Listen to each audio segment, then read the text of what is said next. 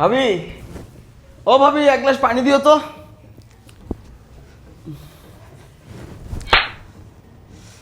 পানি? আরে ভাবি, আমি তোমার কাছে চাইলাম পানি আর তুমি আমাকে থাপ্পড় দিচ্ছ কেন? বাবা, কি ব্যাপার? তোমরা দুজন আমাকে এভাবে থাপ্পড় দিচ্ছ কেন?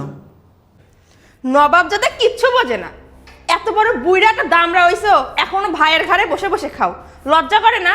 আবার আমাকে হুকুম করে, ভাবি এইটা দাও ওইটা দাও। আমি কিন্তু চাকর নাকি রে? এই তুই কি শুরু করছিস সেগুলো বল। কবে মানুষ হবি তুই? আর বসে বসে কত খাবি, কত আমাকে জ্বালাবি বল। বাবা, ভাবি, আমি তো তোমাদের কথার কিছুই বুঝতে পারছি না। আমি কি করেছি, কি জ্বালাইছি, আর তোমরাই বা আমার সঙ্গে এই ব্যবহার করতেছো কেন? তুই কিচ্ছু বুঝিস না না? মানুষ তো বাঁচার জন্য কত কিছু করছে, রিক্সা চালাচ্ছে, কুলিগিরি করছে, কৃষা নিয়ে কাজ করছে। তুই ওর একটা কিছু কর, তারপর যদি কিছুই না পারিস রাস্তায় গিয়ে ভিক্ষে কর, তাহলে তুই আমাকে আর যন্ত্রণা দিস না বাবা। তোকে জন্ম দেওয়াটা হয়েছে আমার সবথেকে বড় ভুল। কী করবি, যা বাড়ি থেকে বের হয়ে যা, আমি আর তোর যন্ত্রণা সহ্য করতে পারছি না। এই চুপ করেন। এই অপদার্থটাকে বাসা থেকে কিভাবে বের করতে হয় তা আমার ভালো করে জানা আছে। আমার 1 সেকেন্ডের সময় লাগবে ওর বাসা থেকে বের করতে। আজকে যদি ও বাসা থেকে না বের হয়, তাহলে আমি আপনার ছেলের মুখে লাথি মেরে বাসা থেকে চলে যাবো বাপের বাড়িতে। কিরে, এখনও দাঁড়িয়ে আছিস সেখানে? তুই কি এই সংসারে অশান্তি করতে চাস? আমি আর তোকে দেখতে চাই না, তোর মুখ আমি দেখতেই চাচ্ছি না। তুই তাদের বাড়ি থেকে বেরিয়ে যা, যা বেরিয়ে যা। হ্যাঁ বাবা, ঠিকই বলেছো বাবা। আসলে আমি এই সংসারটার বোঝা হয়ে গেছি। আমি এই সংসারের অশান্তির মূল কারণ। এতদিন লোকে বলতো, এই ফ্ল্যাটের আশেপাশের লোকজন বলতো, ভাবিও আমাকে অনেকভাবে তার রিয়েক্ট করে বুঝাইছে। আমি কিচ্ছু ধরিনি বাবা, আমি কোনোটাই গায়ে নিইনি, মাথায় লাগাইনি। কিন্তু তুমি আমার জন্মদাতা হয়ে যখন বলছো আমি এই সংসারের বোঝা, আমি এই সংসারের ঝামেলা, আমার এই মুখ তুমি দেখতে চাও না, আমি চলে যাবো বাবা। ভাবি, তোমাদেরকে আর কষ্ট করতে হবে না, আমার জন্য তোমাদের সংসারের অশান্তি করতে হবে না, আমি চলে যাব। ভাবি, যাওয়ার আগে ভাইয়ের সঙ্গে একটু কথা বলে যেতে চাই। ভাইয়া তো বাসায় আছে, ভাইয়াকে একটু ডেকে দিবা? ডাকতে হবে না, আমি সবই শুনছি, আমি সবই জানি। কি কথা বলবি তুই আমার সাথে? কি কথা বলবি তুই? আমি সবই জানি। তোর ভাবি যেটা করছে ঠিকই তো করছে, এটা আরও আগে করা দরকার ছিল। কেন পড়ে থাকিস সেখানে? লজ্জা করে না তোর? বুড়ো হয়ে যাচ্ছিস, এখনো আমার ঘাড়ের উপর বসে বসে খাচ্ছিস। আমার ভবিষ্যৎ নাই? আমি কি সারা জীবন তোকে পালবো? আমার ভবিষ্যৎ নাই? আমাকে আমার ভবিষ্যতে চিন্তা করতে দে। এই, ওকে বের করে দাও, যা যা এখান থেকে। এই, কথা কি কানে যায় নাই? যায় নাই কথা তোর কানে? বেরো, বেরো বলছি। ঠিক আছে ভাইয়া, আমাকে আর কাউকে বের করে দিতে হবে না, আমি নিজেই চলে যাচ্ছি। তবে ভাইয়া, আমি জানতাম না যে ভাবির মতো তুমিও চাও না আমি এই বাসায় থাকি। তবে ভাইয়া, যাওয়ার আগে তোমার কাছে একটা জিনিস চাও, এই লাস্ট বারের মতো ভাইয়া। জীবনে তোমার কাছে অনেক কিছু চাইছি, অনেক কিছু আমি পেয়েছি, কোনো কিছুর না হয় নাই ভাইয়া। প্লিজ, এই শেষবারের মতো তোমার কাছে আর একটি জিনিস চাবো। এই শেষ মুহূর্তে তুমি আমাকে না বলো না, এই জিনিসটা আমাকে দেবে ভাইয়া? কি আর চাইবা? ওই তো টাকা চাইবা। শোনা, কোনো টাকা পয়সা দিতে পারবো না। তুমি খালি হাতে যে রকম ভাবে আসো এইভাবে চলে যাবা, একটা টাকাও তোমার ভাইয়া দিবি না। ভাবি, আমি আপনাদের কাছে টাকা পয়সা চাবো না, আমি আপনার কাছে কোনো সম্পদ চাবো না। আমি যেভাবে আছি এক পোশাকেই আমি বের হয়ে যাব। আমার রুম থেকে আমি একটা স্যান্ডো গেঞ্জিও নিব না। তোমাদের কাছে আমার অন্য কোনো ডিমান্ড নেই, চাওয়ার নাই। তাহলে কি চাস তুই? বল কি চাস, কি লাগবে তোর? বল কি লাগবে? ভাইয়া, এই পৃথিবীতে তো তোমরাই আমার দুটো ইম্পর্টেন্ট মানুষ ছিলা। আজকের পর হয়তো কোনোদিন এই মুখটা নিয়ে তোমার সামনে আসবো না, তোমাকে দেখতেও পারবো না। এই শেষ বিদায়ের বেলায় তুমি আমার বাবাকে আমার সঙ্গে যেতে দাও না ভাইয়া। এই শেষ বিদায়ের বেলায় তুমি আমাকে না করো না ভাইয়া, শুধু বাবাকে আমার সঙ্গে যেতে দাও।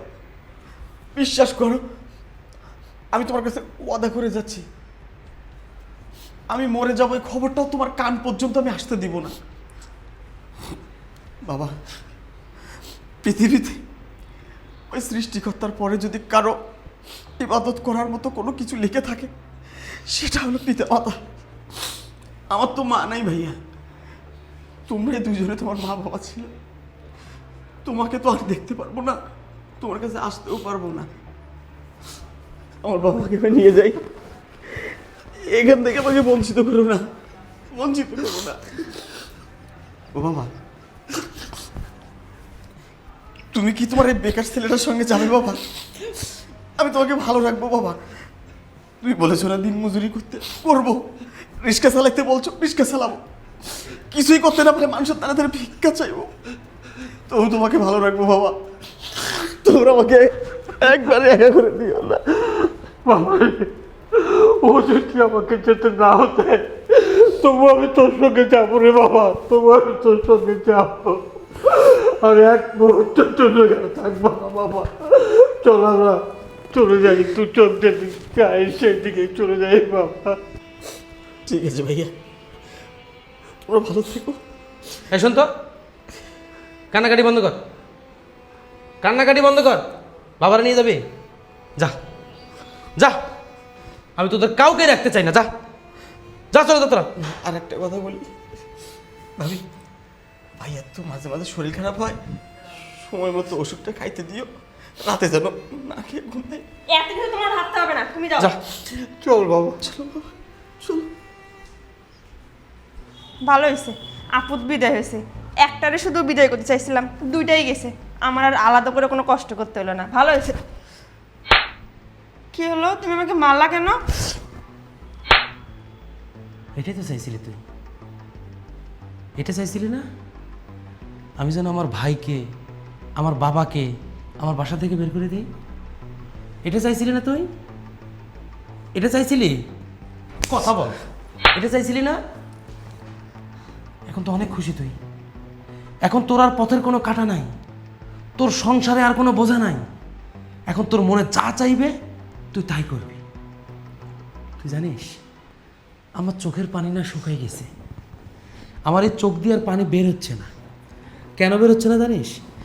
যেদিন আমি তোর মতো একটা জানোয়ারকে বিয়ে করে এই বাড়িতে নিয়ে আসছি, সেদিন থেকে আমার জীবনের সমস্ত আশা আকাঙ্ক্ষা, আমার জীবনের সমস্ত আবেগ বিবেক সব বিসর্জন দিয়ে ফেলছি। এই আজকে যেটার বড়াই করতেছিস না, এটার বড়াই তুই করতে পারতি না যদি ওই অমানুষটা সুযোগ না দিত। আজকে তুই যে স্বামীকে নিয়ে এত গর্ব করিস, এই স্বামীর গর্বে গর্বিত হইতে পারতি না যদি এই নিকম্মাটা সুযোগ না দিত। তুই জানিস আমি আর রিপন 2 থেকে 3 বছরের ছোট বড়, কিন্তু আমাদেরকে কখনো কেউ ছোট ভাই বড় ভাই বুঝতে পারে নাই। তোকে যেদিন আমি বিয়ে করছি তারপর থেকে আমাদের ভেদাভেদ তৈরি হয়ে গেছে। আজকে ও কেন বেকার জানিস? ও কেন বেকার? ওর সুন্দর একটা বিজনেস ছিল, ওর এই সংসারটা ও চালাতো, আমি ছিলাম বেকার। এই আমি বেকার মানুষটাকে মানুষ খারাপ বলবে, গালমন্দ করবে, এই জন্য ও নিজের ব্যবসা আমাকে দিয়ে দেয়, দিয়ে ও প্ল্যান করে ও দেশের বাইরে যাবে। কিন্তু ওর ভাগ্যটা এতটাই খারাপ, বিদেশ যাওয়া তো দূরের কথা, বিদেশ যাওয়ার জন্য 10 লক্ষ টাকা ও পুরোটাই ধরা খায়। আর তারপর থেকে শুরু হয় ওর জীবনে অভিশপ্ত দিন, যেটা তুই প্রতিনিয়ত করে গেছিস। এখন খুশি হয়েছিস না তুই? তুই মনে করছিস আমি তোর সঙ্গে সুর মিলিয়ে আমি আমার ভাই আর বাবাকে বের করে দিলাম? না, জানিস না তুই লোহা দিয়ে লোহা কাটতে হয়, লোহা পিটায় পিটায় তাকে ধারালো অস্ত্র বানাতে হয়। আমি আমার ভাইটাকে ধারালো অস্ত্র বানাবো, আমি আমার বাবাকে ধারালো অস্ত্র বানাবো। এমন একটা দিন আসবে তুই তাদের সামনে দাঁড়ানোর যোগ্যতাও রাখবি না। আমার সাথে খুব আরামে থাকবি, তাই না? আজকের পর থেকে এই বাসার সমস্ত কাজ তুই করবি, আমি আমার কাজ করব, তুই তোর কাজ করবি। যদি কোনো কাজে কোনো ধরনের কমতি হয়, সেদিন তুই আমার আসল রূপটা দেখবি। মনে থাকে যেন কথাটা।